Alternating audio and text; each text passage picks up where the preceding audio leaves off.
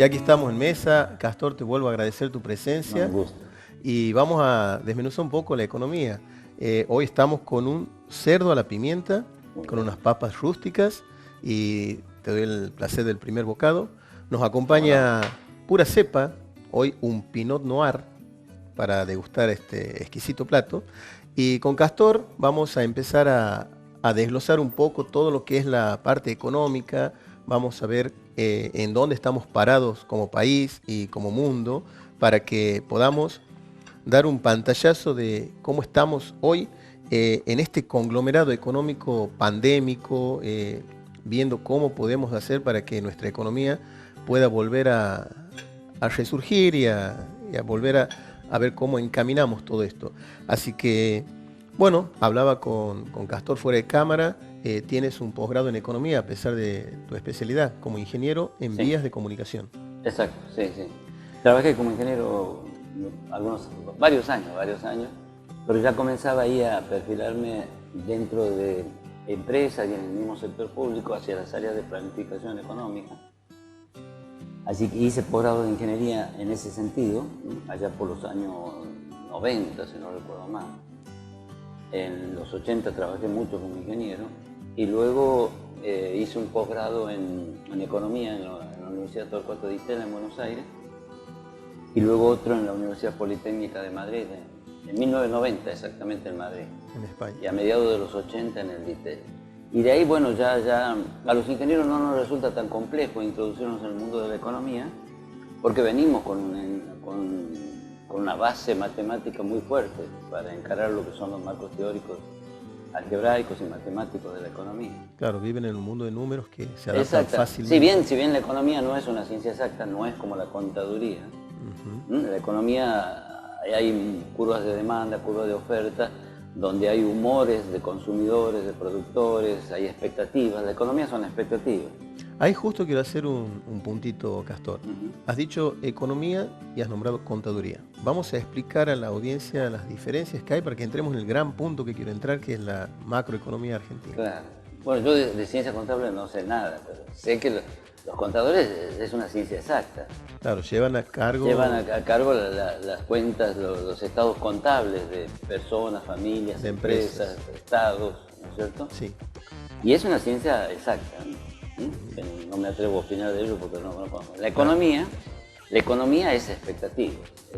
Tiene un andamiaje de un marco teórico basado en cuestiones matemáticas, o sea, se modelizan evidencias empíricas, pero luego es expectativas, o sea, las curvas de ¿por qué los empresarios invierten? Bueno, porque tienen expectativas positivas a futuro. ¿Por qué los consumidores consumen? También porque las tienen. Si no las tuviesen, ahorrarían más.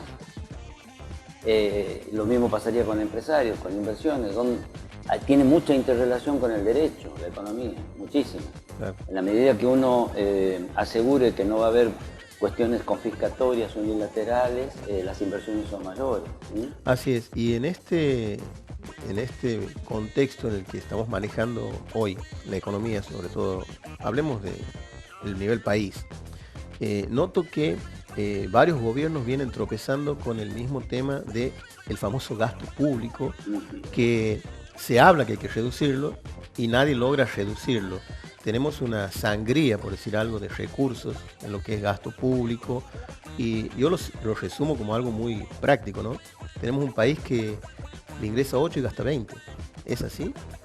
Sí, no sé si las proporciones que planteas No. en el ejemplo son tales, pero es así. Es verdad, mira, vamos a terminar el año con un Producto Bruto Per cápita probablemente igual al del año 2004, igual al del año 1998 y igual al del año 1974.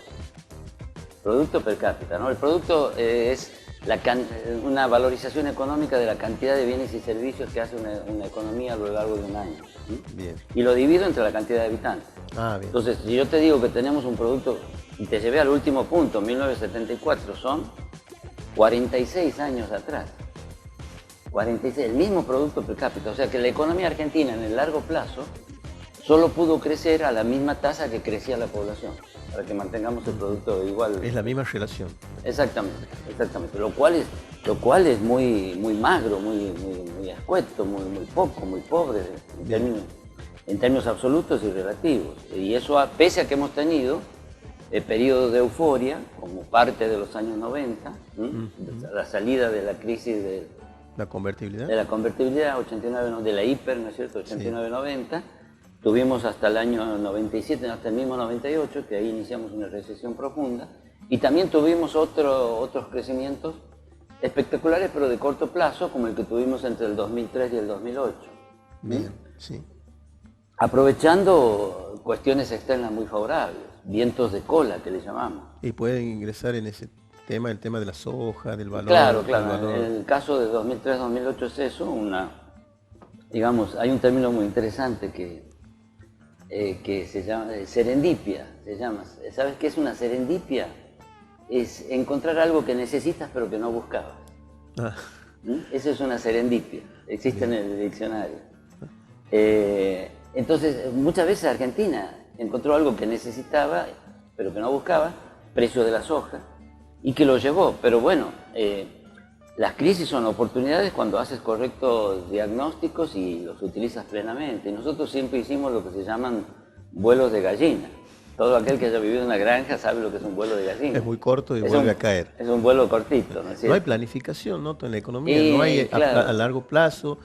Seguimos con esta política de ayudar a la gente, que sí es muy necesario, pero no noto que quieran reinsertar a esa gente en el campo laboral y lograr que esta gente dependa de sí misma y no depender de, entre comillas, un regalo del Estado, que nunca termina siendo un regalo, es un regalo de los impuestos nuestros. De la sociedad, de la sociedad en general. Los funcionarios son muy benévolos con la plata de los contribuyentes. Así es. ¿No es cierto? Son muy generosos.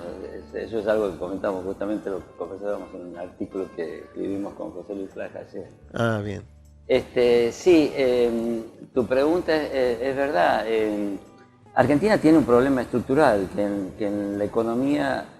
con respecto a lo que decías, los planes sociales, nacieron contra la contraprestación de que los padres de las familias que recibían los planes sociales vacunen a sus chicos, eso es una cuestión de salud pública, y con la exigencia de que además los envían a la escuela, asistan y tengan una performance, o sea, y aprueben. Claro. Con el tiempo se han ido relajando las dos requisitos para el plan social, absolutamente, con lo que han perdido su sentido de ser transitorios, que reinserten a las familias y a las personas en una sociedad de trabajo, y han pasado a ser una dádiva, en muchos casos hasta discrecional. Seguro. Que bueno, que ha sido usado en términos oportunísticamente, en términos demagógicos y políticos, partidarios. Sobre todo eleccionarios. Exactamente, sobre todo eleccionarios. Y ahí es donde tenemos un conflicto. Argentina está en lo que se llama una trampa de estancamiento económico.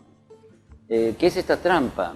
De que el Estado, 2/3 partes de lo que gasta el Estado, son salarios del sector público, jubilaciones y subsidios como los que comentamos, todos al consumo, ninguno a la inversión. Y entonces lo que le queda no lo transforma en un agente capaz de ser conductor de una reactivación económica. Y por el otro lado tenemos un sector privado agobiado por una altísima presión fiscal. Vamos a traducir a la gente. Muchos impuestos. Muchos impuestos. Muchos impuestos.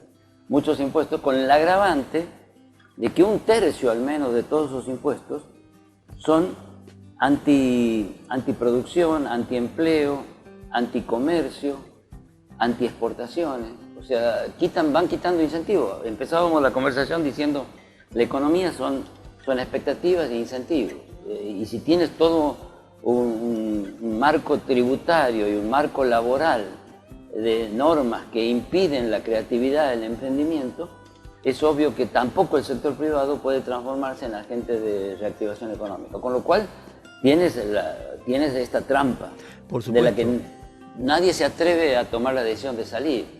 El famoso, claro, es políticamente incorrecto, ¿no es cierto? Salir de la trampa, pero lo cierto es que la política no puede seguir diciendo no es negociable el déficit fiscal. Casi que le dice eso a la sociedad. No, pero... Claro, no es negociable el déficit fiscal. Lo tengo que asumir Y es un círculo vicioso donde... Pero vamos a decir que esconde unas conveniencias electorales solamente. Conveniencias Porque electorales, si nosotros tenemos un plan social, un subsidio, hay mucha gente que sí le hace falta. Y hay mucha otra que se cuelga y resulta que los subsidios, planes sociales, terminan siendo casi sueldos, Castor. Y ese es el gran problema. Tiene que ser una Claro, ayuda momentánea hasta claro. que este individuo pueda reinsertarse laboralmente. No, y hemos tenido situaciones muy penosas, como dar subsidios a la energía eléctrica en áreas de personas de altos ingresos que terminaron calefaccionando sus piletas de natación. Así es. Seguimos aquí con el ingeniero Castor López. Estamos desglosando toda esta parte económica de nuestro país. Ahora seguimos disfrutando el cerdo de la pimienta. Muy rico. Vamos a una pausa. Cuando volvamos aquí con el ingeniero Castor López, seguimos en Construyendo Sabores.